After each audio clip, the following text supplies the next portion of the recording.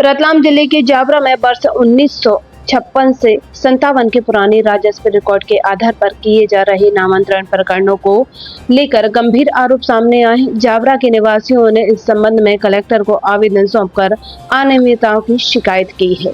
आवेदन में कहा गया है कि तहसीलदार कार्यालय में पुराने रिकॉर्ड का गलत इस्तेमाल कर नामांतरण प्रकरणों को अनावश्यक रूप से लंबित रखा जा रहा है, जबकि मध्य प्रदेश भू राजस्व संहिता 1959 के तहत रजिस्ट्री दान और वसीयत के आधार पर नामांतरण का प्रावधान है। निवासियों ने लंबित मामलों के शीघ्र निराकरण और दोषियों पर कार्रवाई की मांग की है। साथ ही आरोप लगाया है कि आदेश होने के बावजूद पटवारी अमल नहीं करते, जिससे लोग लंबे समय से परेशान हैं। हमने जन संघर्ष समिति, पीड़ित भूस्वामी और प्रॉपर्टी ब्रोकर एसोसिएशन से एक ज्ञापन दिया है। 1956 और 57 को लेकर रतलाम जिले में नामांतरण नहीं किया जा रहा है। मध्य प्रदेश में अनोखा रतलाम जिला है जिसमें केवल मौखिक आदेश चल रहा है कि 56 और 57 का रिकॉर्ड होगा, उसमें भूमि स्वामी का नाम होगा तो ही नामांतरण किया जाएगा, वरना नामांतरण नहीं किया जाएगा। ये ब्रिटिश कानून यहाँ पर आज भी लागू है। पता नहीं चल रहा है कि हम स्वतंत्र भारत में हैं या आज भी उस हुकूमत में है जो तुगलकी फरमान सुनाया करते थे। ये मैं आपको बताता हूँ, इसमें संजना नहार पति विशाल भी है, इन्होंने भी रजिस्ट्री कराई। ये 12वीं या 13वीं रजिस्ट्री है। 4 माह पहले ही इसका नामांतरण हुआ है।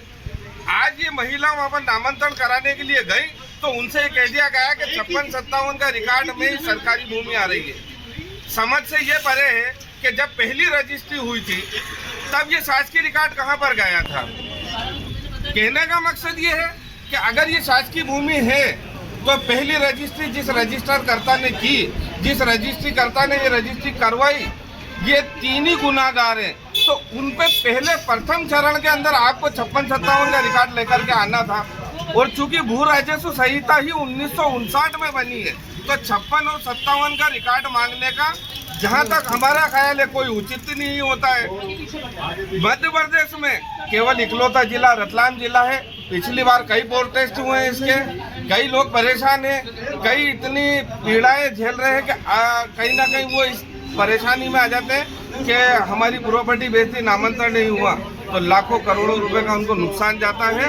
वो इतने परेशान हो रहे हैं कि कहीं ऐसा ना हो कि वो आत्मदाह के लिए कोशिश करने के लिए आमादा हो जाए। उसकी जिम्मेदारी शासन प्रशासन की होगी। और मेरा करबद्ध निवेदन है माननीय कलेक्टर महोदय से, जनप्रतिनिधियों से कि ये जो तुगलकी फरमान है केवल मौखिक आदेश के 56-57 के आधार पर रजिस्ट्री नहीं होगी, या तो इसको मैंडेटरी करें, आदेश निकालें कि 56-57 के आधार पर नहीं होगी, या फिर ये कानून के अकॉर्डिंग चले।